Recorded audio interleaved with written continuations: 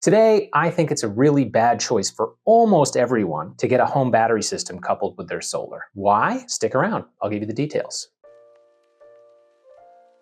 Before I get into why most people shouldn't get a battery, I need to point out very clearly that in certain states, I'm looking at you, California and Arizona, the net metering laws are terrible. And in order to go solar there and save money versus the utility, you actually need to use a home battery in order to keep the solar electricity that you produce and not give it back to the grid at wholesale prices, which is insane. So with that being said, let's get into why most other people, in fact, just about everybody who's in a state with good net metering laws, shouldn't get a home battery. Here are some of the reasons. The first reason is that battery technology is changing rapidly. And from what I understand, of course, we don't know till they actually hit the market, but it sure is looking like there's going to be a lot of chemistry changes in the battery technology that's going to mean you're going to have a much, much safer battery to put in your home. And I just think that's a really good idea. The lithium content in most home batteries today is incredibly combustible and really dangerous once it catches fire. And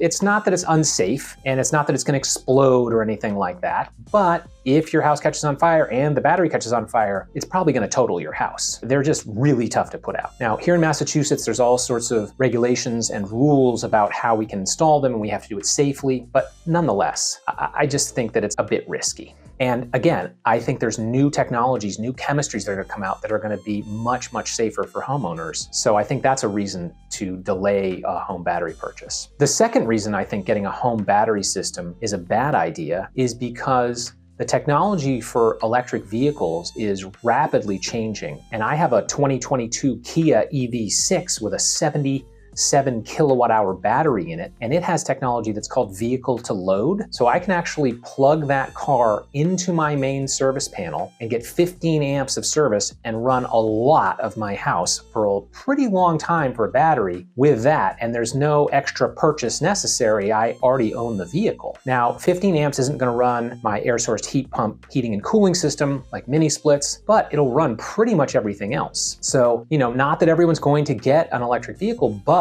if a home battery system is something that you really want and you already have solar, you may consider switching to an electric vehicle with the vehicle to load technology, because let me tell you the economics of it, it's kind of crazy. A home battery system, of course, it's going to vary depending on what you get and who installs it and everything, but basically it's in the neighborhood of about $7,500 to $10,000 per 10 kilowatt hours of battery. I guess as you get bigger, it gets smaller, but still, if you spend $50,000 on a home battery system, you're probably only going to get at the maximum a 50 kilowatt hour battery system, which for home use, depending on your usage, is probably only going to last 2 or 3 days, maybe a little longer, maybe a little shorter, but that's a whole lot of money to spend. Now, you get the 30% tax credit on top of that, and there's all sorts of other incentives locally that may help you, but nonetheless, that's a giant amount of money to spend on just backup power. Of course, in certain interconnection zones with certain utilities in certain states, you may be able to do some arbitrage where you get cheap power at night and then use it during the day, so you may be able to pay for the battery that way. But nonetheless, it's still a huge investment for not a lot of electricity storage compared to what most homes need. As I said, my EV6 has a 78 kilowatt hour battery in it, and that brand new costs about $50,000. So I got a bigger battery and a free car would be one way to look at it. Now, of course, the EVs don't have the 30% federal tax credit, but